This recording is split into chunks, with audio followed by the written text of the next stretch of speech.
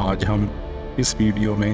قیامت والے دن حضور صلی اللہ علیہ وسلم کی شفاعت کن لوگوں کے لیے ہوگی کا دوسرا حصہ بیان کریں گے۔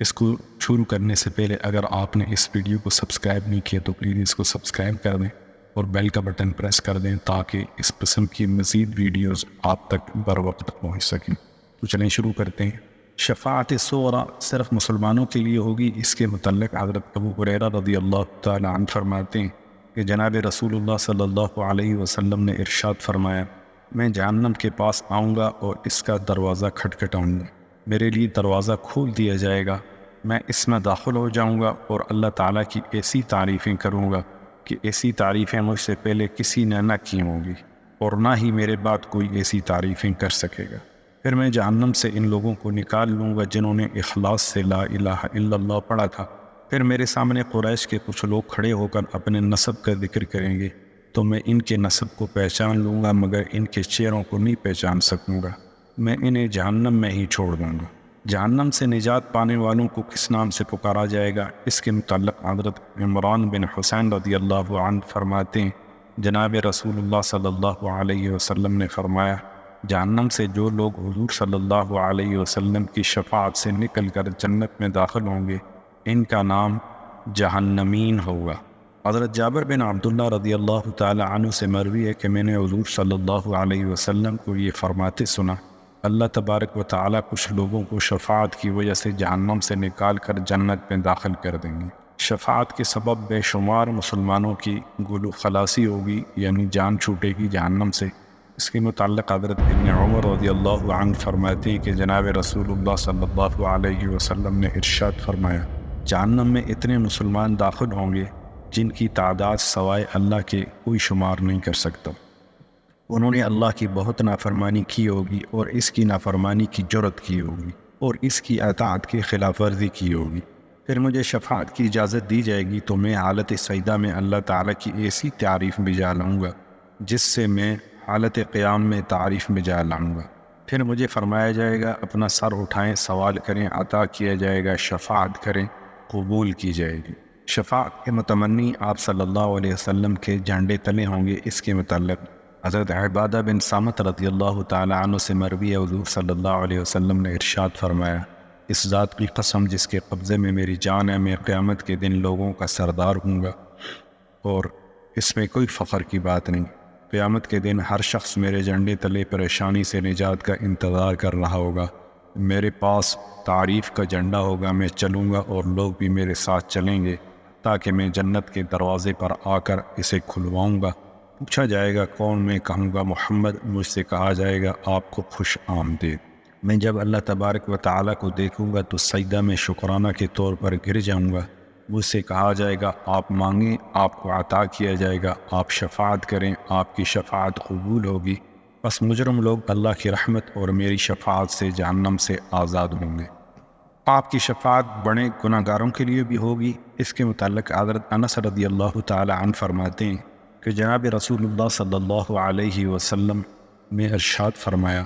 میری شفاعت میری امت کے کبیرہ گناہ والوں کے لیے ہوگی۔ حضرت انس رضی اللہ تعالی عنہ فرماتے ہیں کہ ہم نے عرض کی، یا رسول اللہ صلی اللہ علیہ وسلم آپ کس کے لیے شفاعت فرمائیں گے؟ آپ صلی اللہ علیہ وسلم نے فرمایا، اپنی امت کے کبیرہ گناہ کرنے والوں کے لیے، بڑے گناہ کرنے والوں کے لیے اور قاتلین کے لیے۔ گناہ گاروں کو تسلی کے متعلق حضرت ابو امامہ رضی اللہ تعالی عنہ سے مروی ہے، حضور صلی اللہ علیہ وسلم نے ارشاد فرمایا، میں اپنی امت کے گناہ گاروں کے لیے بہت اچھا ہوں۔ پوچھا گیا یا رسول اللہ کیسے؟ آپ صلی اللہ علیہ وسلم نے ارشاد فرمایا، جو میری امت کے گناہ گار ہیں اللہ تبارک و تعالی انہیں میری شفاعت کے سبب جنت میں داخل فرمائیں گے، جبکہ میری امت کے نیک لوگوں کو اللہ تبارک و تعالی ان کے عمل کے سبب جنت میں داخل فرمائیں گے۔ تمام امت محمدیہ جنت میں ہوگی۔ اس کے متعلق حضرت ابن عباس رضی اللہ تعالی عنہ فرماتے ہیں، جن حضرات کی نیکیاں گناہوں سے زیادہ ہوں گی وہ بغیر حساب جنت میں داخل، اور جن لوگوں کی نیکیاں اور گناہ برابر ہوں گے اللہ تبارک و تعالی ان پر رحم فرما کر انہیں جنت میں داخل فرما دیں گے، اور جن کے گناہ زیادہ ہوئے اور اہل اعراف حضور صلی اللہ علیہ وسلم کی شفاعت کے سبب جنت میں داخل ہوں گے۔ نیک عمل ترک کر کے شفاعت پر بھروسہ نہ رکھیں۔ اس کے متعلق حضرت ام سلمہ رضی اللہ تعالی عنہ فرماتی ہیں کہ حضور صلی اللہ علیہ وسلم نے ارشاد فرمایا، تم عمل کرتی رہو، مجھ پر بھروسہ مت کرو، کیونکہ میری شفاعت میری امت کے ہلاک شدگان کے لیے ہے۔ شفاعتی لأہل الکبائر من امتی کی تشریح میں حضرت جابر بن عبداللہ رضی اللہ تعالی عنہ فرماتے ہیں کہ جس کی نیکیاں اس کے گناہوں سے زیادہ ہوں گی وہ بغیر حساب جنت میں داخل ہوگا، اور جس کی نیکیاں اور گناہ برابر ہوں گے اس شخص سے حساب یسیر لے کر جنت میں داخل کر دیا جائے گا۔ اور رسول اللہ صلی اللہ علیہ وسلم کی شفاعت اس شخص کے لیے ہوگی جس نے خود کو خدا کی رحمت اور جنت سے دور کر دیا ہو اور اپنی پشت کو گناہوں سے لاد لیا ہو۔ رحمت خداوندی شفاعت نبوی صلی اللہ علیہ وسلم سے بڑھ کر ہے۔ اس کے متعلق حضرت انس رضی اللہ تعالی عنہ فرماتے ہیں، جناب رسول اللہ صلی اللہ علیہ وسلم نے ارشاد فرمایا، میں اپنے رب کی بارگاہ میں شفاعت کرتا رہوں گا اور وہ میری شفاعت کو قبول کرتے رہیں گے، حتیٰ کہ میں درخواست کروں گا کہ میری شفاعت ان لوگوں کے متعلق بھی قبول فرمائیں جنہوں نے لا الہ الا اللہ پڑھا تھا۔ اللہ تعالیٰ فرمائیں گے، اے محمد یہ آپ کے لیے نہیں ہے اور نہ ہی کسی اور کے لیے ہے، یہ صرف میرے لیے ہے۔ مجھے اپنے غلبہ و جلال کی اور اپنے رحمت کی قسم، میں جہنم میں کسی ایسے شخص کو نہیں چھوڑوں گا جس نے لا الہ الا اللہ پڑھا تھا۔ آپ صلی اللہ علیہ وسلم کی شفاعت کی ترتیب کس طرح ہوگی؟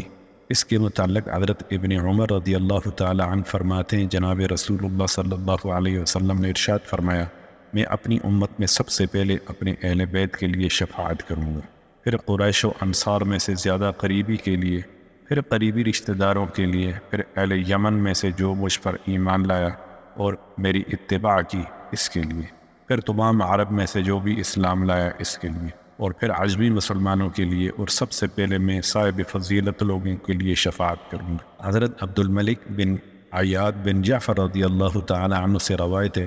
کہ انہوں نے حضور صلی اللہ علیہ وسلم کو یہ ارشاد فرماتے سنا، میں اپنی امت میں سے سب سے پہلے اہل مدینہ، اہل مکہ، اہل طائف کی شفاعت کروں گا۔ آپ صلی اللہ علیہ وسلم کی شفاعت کا سبب بننے والے اعمال کون سے ہیں؟ سب سے پہلا ہے کلمہ۔ حضرت ابو ہریرہ رضی اللہ تعالی عنہ فرماتے ہیں کہ ہم نے عرض کی، یا رسول اللہ صلی اللہ علیہ وسلم، قیامت کے دن آپ صلی اللہ علیہ وسلم کی شفاعت کی سعادت کون لوگ حاصل کریں گے؟ تو آپ صلی اللہ علیہ وسلم نے ارشاد فرمایا، اے ابو ہریرہ، تمہاری حدیث سے متعلق حرص کو دیکھ کر مجھے یقین تھا کہ تم سے پہلے اس بات کے متعلق مجھ سے کوئی نہیں پوچھے گا۔ قیامت کے دن وہ شخص میری شفاعت حاصل کرے گا جس نے اپنے خالص دل سے لا الہ الا اللہ پڑھا ہوگا۔ اذان کے بعد دعا پڑھنا، اس کے متعلق حضرت جابر بن عبداللہ رضی اللہ تعالی عنہ سے روایت ہے، جناب رسول اللہ صلی اللہ علیہ وسلم نے ارشاد فرمایا، جس نے اذان سن کر یہ کہا،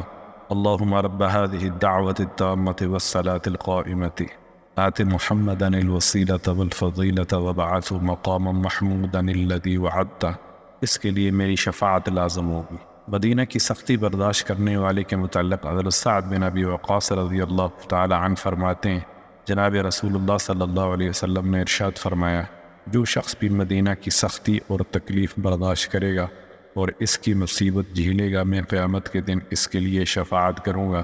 یا فرمایا کہ میں اس کے لیے گواہی دوں گا۔ مدینہ میں وفات سے متعلق حضرت عمر رضی اللہ تعالی عنہ سے روایت ہے، جناب رسول اللہ صلی اللہ علیہ وسلم نے ارشاد فرمایا،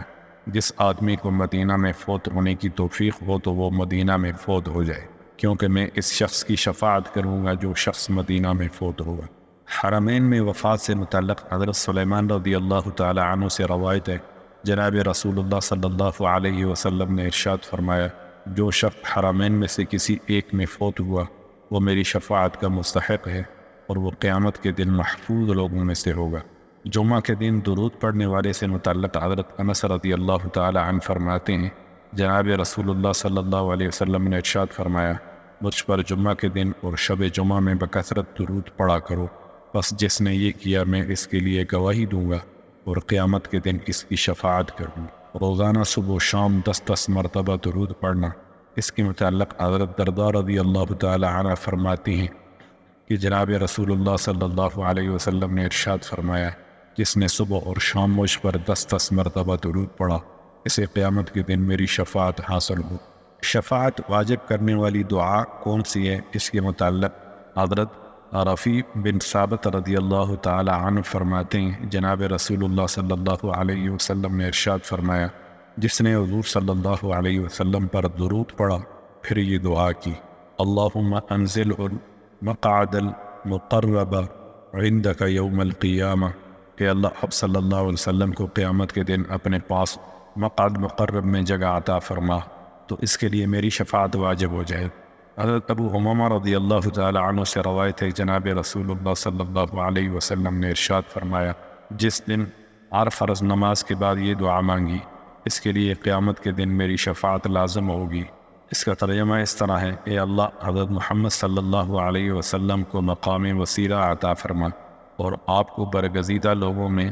سراپائے محبت بنا اور سب جہانوں میں آپ کو ذی قدر بنا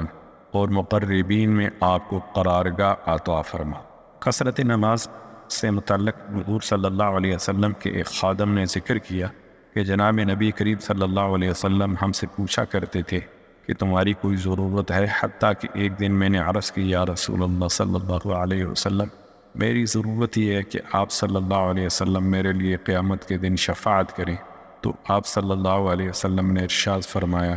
تو پھر کثرت سجود کے ساتھ میری مدد کرو۔ زیارت روضہ اقدس کے متعلق حضرت ابن عمر رضی اللہ تعالی عنہ فرماتے ہیں جناب رسول اللہ صلی اللہ علیہ وسلم نے ارشاد فرمایا، جس نے میری قبر کی زیارت کی اس کے لیے میری شفاعت واجب ہو۔